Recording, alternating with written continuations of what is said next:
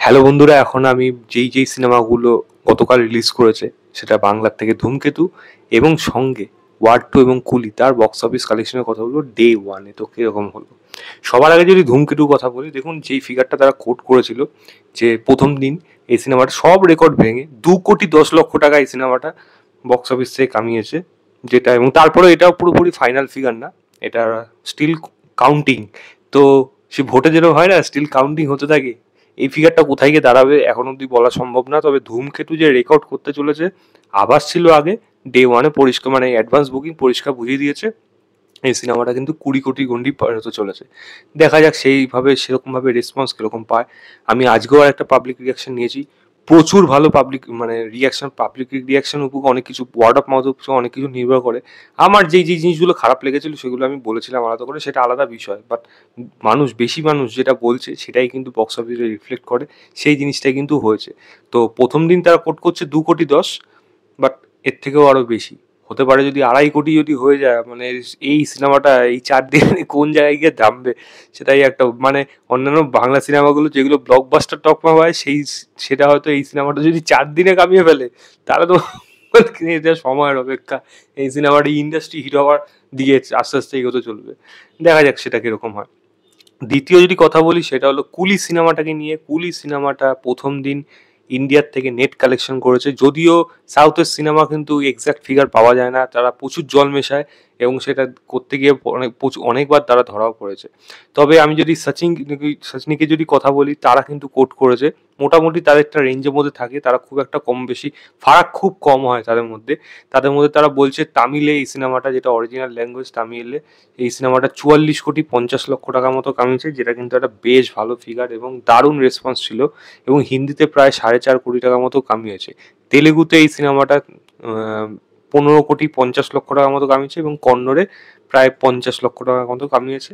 এবং টোটাল গিয়ে এটা 65 কোটি টাকার মতো কামিয়েছে এই সিনেমাটা, মানে তামিলে 44,50,00,000, হিন্দিতে 4,50,00,000, তেলেগুতে 15,50,00,000 এবং কন্নড়ে 50,00,000 কামানোর পর 65 কোটি। এটা হলো ইন্ডিয়াতে নেট কালেকশন। এবার যদি ইন্ডিয়াতে গ্রস কালেকশন বলি, তাহলে ইন্ডিয়াতে গ্রস কালেকশন গেছে প্রায় 76,75,00,000 টাকা মতো। এটা যদিও আমার মনে হয় এর থেকে একটু কম বেশি কিন্তু হবে, কারণ দারুণ রকম কিন্তু এর মানে অ্যাডভান্স বুকিং প্রচুর ভালো হয়েছিল।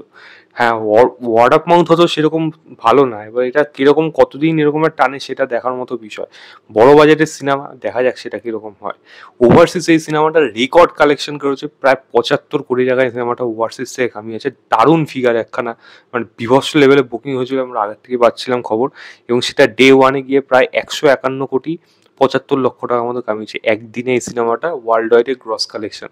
জাস্ট ভেবে দেখুন কিরকম ফিগার, মানে ওয়াট টু জাস্ট ওই আমাদের কুলি জাস্ট সমস্ত কিছু রেকর্ড যেন ভেঙে চুরমার করে দিচ্ছে। আমাদের কাছে এইগুলো রেসপন্স আগের থেকেই ছিল, আমরা বেশি আগের থেকে সেগুলো বলি না। কেন বলি না? কারণ এই জিনিসগুলোকে নিয়ে আলাদা করে হাইপ তুললে যদি ভালো হয় তাহলে সেটা ভালোর দিকেই যাবে, যদি খারাপের দিকে যায় তখন গিয়ে এটা হয়ে যাওয়া মুশকিল। তখনই গিয়ে এদের পক্ষে মানে সব জল ঘোলাতে হয়, বেশি করতে হয়, ভালো হিট দেখাতে হয়, অনেক কিছু কিন্তু চলে আসে, যেটা কিন্তু কখনোই একটা বক্স অফিস ফিগারের জন্য কিন্তু ভালো না, যেটা আমার অ্যাটলিস্ট এই সিনেমাটা দেখে তো অ্যাটলিস্ট তাই মনে হচ্ছে। এবার দেখা যাক, বাকিটা তো সময় বলবে, কারণ ওয়ার্ড অফ মাউথই হলো সমস্ত কিছু, দর্শক যা বলবে সেটাই কিন্তু রিফ্লেক্ট করবে বক্স অফিসে। এটা বারবার প্রমাণ হয়েছে, আবারও কিন্তু সেটা প্রমাণ হলো। এবার যদি ওয়ার টু এর কথা বলি, ওয়ার টু কিন্তু ইন্ডিয়াতে নেট কালেকশন করেছে, হিন্দি বেল্টের যদি কথা বলি আলাদা করে, হিন্দি বেল্টে প্রায় 28 কোটি টাকা এবং গ্রস কালেকশন করেছে 33,30,00,000 টাকা। হ্যাঁ, এক্সপেকটেশন আরও বেশি ছিল, হওয়া উচিত ছিল, সেরকম হয়নি। তবে ওয়ার টুর মানে মানে পাবলিক রিয়াকশন কিন্তু একটা মিক্সড রয়েছে, খুব যে খারাপ হয়ে গেছে সিনেমা তা কিন্তু না, যেরকম হাইপ একেবারেই ছিল না, মানে সেই লেভেলে হয়নি, সেখান থেকে কিন্তু অডিয়েন্সের রেসপন্স থেকে অনেক জায়গা কিন্তু ভালো আছে। ওয়ার টু পাবলিক রিয়াকশন আপনারা গিয়ে দেখতে পারেন, আজকে আমার চ্যানেলে অলরেডি চলে এসছে। তো ইন্ডিয়াতে থেকে নেট কালেকশন 28 কোটি, গ্রস কালেকশন হলো 33,33,00,000।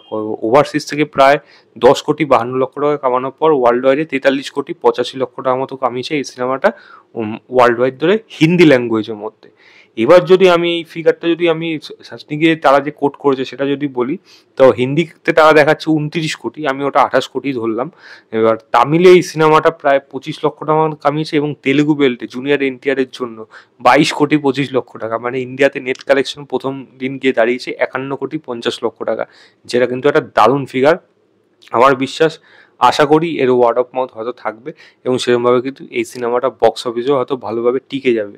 সেটা কিন্তু দেখার মতো বিষয়। এখনো অবধি কিন্তু চট করে বলে দেওয়া সম্ভব না যে এই সিনেমাটা কোন জায়গায় গিয়ে বক্স অফিসে দাঁড়াবে। তো ইন্ডিয়াতে নেট কালেকশন তারা বলছে 51 কোটি 50 লক্ষ, গ্রস কালেকশন বলছে সব কটা ল্যাঙ্গুয়েজ মিলিয়ে গ্রস কালেকশন গিয়ে দাঁড়াচ্ছে হলো ইন্ডিয়াতে 62 কোটি, এবং ওভারসিজ থেকে সিনেমাটা 18 কোটি টাকা মতো কামিয়েছে, এবং ওয়ার্ল্ড ওয়াইডে এই সিনেমাটা প্রায় 80 কোটি টাকার মতো কামিয়েছে ডে ওয়ানে, যেটা কুলির থেকে তো প্রায় অর্ধেকই বলতে গেলে। কিন্তু দেখা যাক, আমার মনে হয় কুলি হয়তো আস্তে আস্তে, মানে এই বক্স অফিস ফিগার কিন্তু আস্তে আস্তে কমতে থাকবে। ওয়ার টু কিন্তু একটা, আমার মনে হয় একটা ধারাবাহিকতা কিন্তু মেনটেন থাকবে কিছুটা, মানে পার্সেন্টেজ ওয়াইজ কিন্তু কুলির ড্রপ আমার মনে হয় বেশি হবে ওয়ার টু এর থেকে। আমার তো তাই অ্যাটলিস্ট মনে হচ্ছে। আপনাদের কি মনে হচ্ছে অবশ্যই সেটা আমাকে কমেন্ট করে জানাবেন। ভিডিওটা ভালো লাগলে লাইক শেয়ার, চ্যানেলটাকে অবশ্যই সাবস্ক্রাইব করবেন। বাই।